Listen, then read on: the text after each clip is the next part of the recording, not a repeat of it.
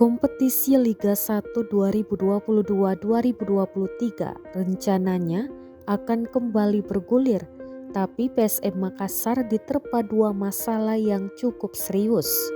Skuad PSM Makassar sejak Liga 1 2022-2023 dihentikan sementara tetap menjalani latihan secara terpusat.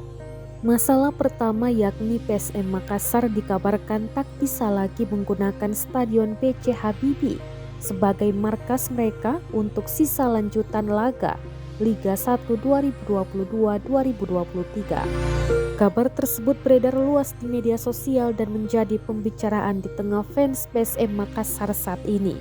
Terkait dengan tak bisanya lagi PSM Makassar bermarkas di Stadion B.J. Habibie lantaran hanya ada beberapa stadion yang layak menggelar kembali laga Liga 1 2022-2023. Namun, dari daftar yang beredar, Stadion B.J. Habibie yang terletak di kota Parepare tak masuk list. Format home and away juga tergantung izin dari pemerintah Indonesia, dalam hal ini pihak kepolisian. Masalah kedua yakni pemain andalan PSM Makassar Yance Sayuri dibekap cedera. Bek sayap PSM Makassar itu masih jalani latihan terpisah. Sudah sepekan lebih pemain 25 tahun itu tak bergabung di latihan bersama PSM Makassar. Ia hanya menjalani latihan ringan di pinggir lapangan didampingi tim medis.